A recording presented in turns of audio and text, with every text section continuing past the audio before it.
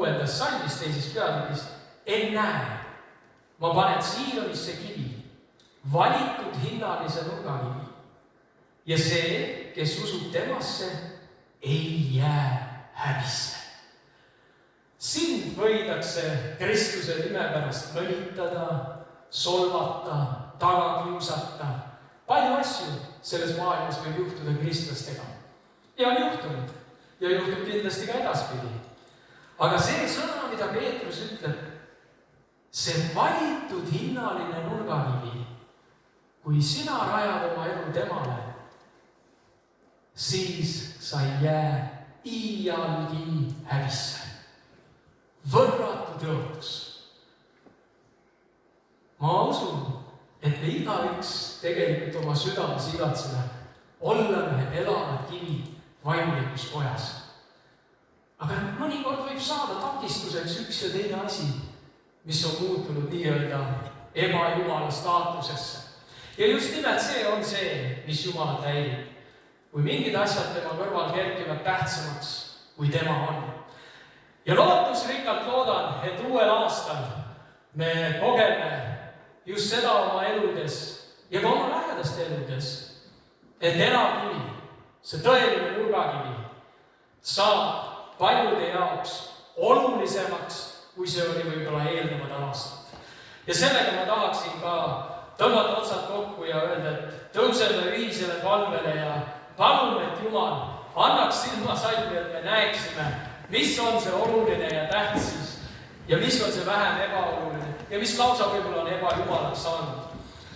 Isa taevas, me täname sind, et meil on Jumala sõna. See on tõeline rikkus. See on meil oma emakeeles.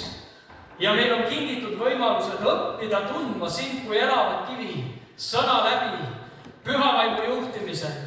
Palume tõesti silmasalvi, et me näeksime, et meil oleks võimet näha kaugemale ja selgemalt ja sügavamalt, kui seda seni oleme osanud teha. Issand, me täname sind, et sa oled saanud meie jaoks elule allikaks. Ja nii palju sinu sõna räägib elust, sellest tõelisest elust. Oleme rõõmsad, et oleme ise sellest osa saanud, aga tahame tuua siin aasta alguses ka sinu palge ette oma lähedased.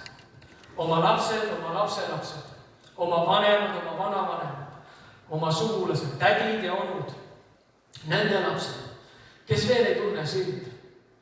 Issand, anna meile seda tarkust ja püsivust ja kinnita meie lootust ja usku, et need asjad juhtuvad, kui meie fookus on suunatud õigetele asjadele. Need on lihtsalt tagajärjed sellele. Issand, hoia oma kaitsev käsi nende üle, kes täna ekslevad. Olgu sinu kaitse alanud aastal nii tugev, et nad tajuvad seda, et see asi, mis neid on hoidnud ja kaitsnud, on midagi rohkemat, kui see maailm suudab pakkuda. See oled sina, Kristus. Me nii igatseme, nii loodame, et mitmed asjad sellel aastal juhtuvad meie lähedaste eludes. Me ei taha kaotada lootust. Kinnita meid täna, kui me siin oleme, issand. Vajuta oma sõna meie südamesse, mis on julgustuseks läbi kogu selle aasta meie jaoks. Tõusku esile kirjakohad, mis on nagu ühed teenäitajad sellel aastal. Kirjakohad, mis ei ole ainult kirjatähed, aga mis on elav sõna. Ilmutus. Püha vaim, me täname sind, et sa kannad läbi meid. Oma vaimutuultega puhudes meie eludesse sa tood selle elu sinna. Õnnista igat siin olijad, neid, kes jälgivad meid meedia vahendusel, neid, kes on täna raskuste sees. Aita, issand, leida tee. Tänu ja kiitus sulle. Elav ja vääriline Jumal. Elav kivi. Päästekalju, nurgakivi. Tänu tõesti, et sa elad. ja oled meie keskel täna siin, et kinnitada ja julgustada.